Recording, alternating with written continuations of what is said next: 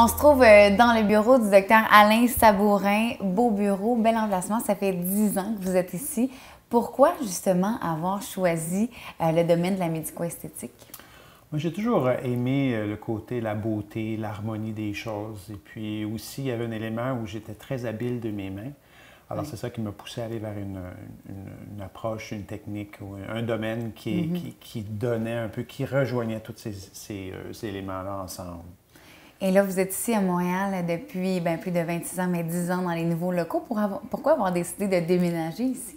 Oui, bien essentiellement, Griffintown est un endroit qui se développait immensément. Et question d'accessibilité, stationnement et aussi des locaux NEC plus ultra au niveau qu'on a transformé avec une salle d'op complète comme l'hôpital et tout ça. En fait, 3 salles d'op, mais 2 comme l'hôpital. Alors, ça m'était très... c'est un vœu qui était cher pour moi pour offrir le maximum aux patients et on le réalise très bien ici. Oui, parce que c'est magnifique. On va faire le tour ensemble tout à l'heure des lieux. Et c'est quoi les services, justement, que vous offrez à la clinique? Oui. Bien, vous savez, moi, j'ai décidé dans ma pratique de me concentrer sur peu de choses, mais de bien les réaliser. Alors, j'ai fait essentiellement 2 chirurgies esthétiques, soit la greffe de cheveux et la chirurgie des paupières au laser. Quand on parle de chirurgie des paupières, on parle de la paupière supérieure qui tombe et les poches sous les yeux et les rides qui peuvent être autour des yeux. Donc, c'est mes 2 grandes spécialités. Et il faut noter aussi que la chirurgie des paupières au laser, c'est une technologie, en fait, qui existe depuis longtemps, mais qu'il y a très peu de gens qui performent. Mais il y a des très, très gros avantages, évidemment, au niveau de la convalescence, la précision du travail et la qualité des résultats, bien sûr. Et la greffe de cheveux, comment ça fonctionne exactement? Oui, bien, la greffe de cheveux, c'est sûr que c'est une technique qui existe depuis presque 60 ans. Hein. Elle a évolué beaucoup, mais le principe reste toujours le même, de prendre des cheveux à l'arrière de la tête et de le redistribuer où il en manque. C'est une technique qui donne des résultats permanents. Les cheveux qu'on implante vont toujours pousser.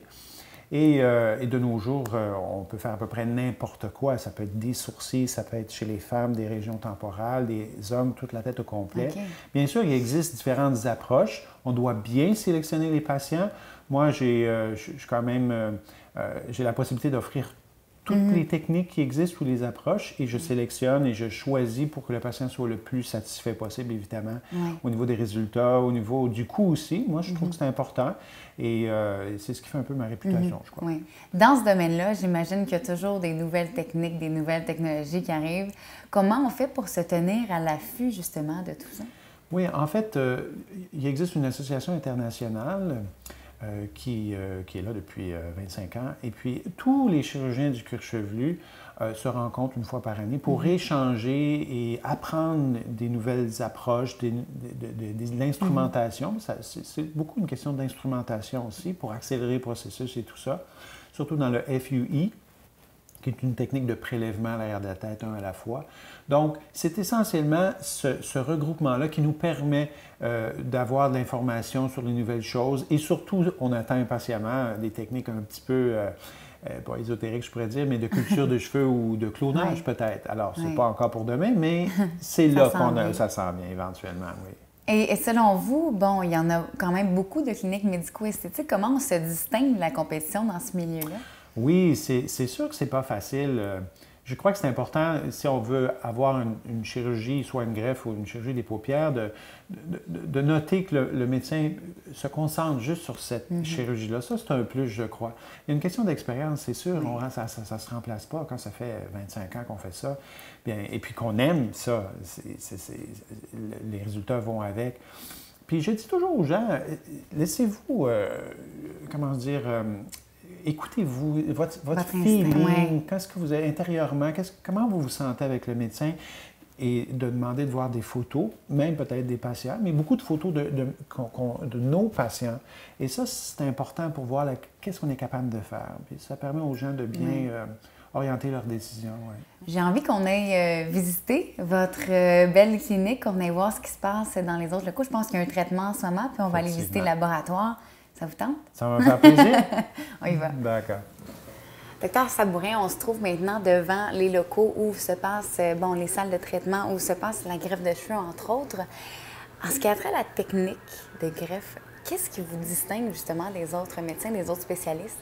Oui, en fait, ce qui est bien important, d'être capable d'offrir toutes les techniques et les approches possibles. Ça, c'est une chose qui est très importante. Mais l'autre chose aussi, c'est que je tiens à spécifier que c'est pas toutes les infirmières ici qui font la greffe. Évidemment, mon travail en tant que chirurgien, c'est de faire le prélèvement derrière, soit par méthode FUT ou FUI, mais aussi, c'est tout moi qui fais le design, les incisions dans la bonne direction, dans le bon angle. Donc, c'est moi qui ai l'aspect esthétique. Et je ne dis pas que c'est mauvais de laisser 12 et 10 infirmières décider par elles-mêmes, mais moi, j'ai le contrôle là-dessus. Donc, je sais exactement ce que ça va donner au bout de la ligne. Je pense que ça fait une grosse différence.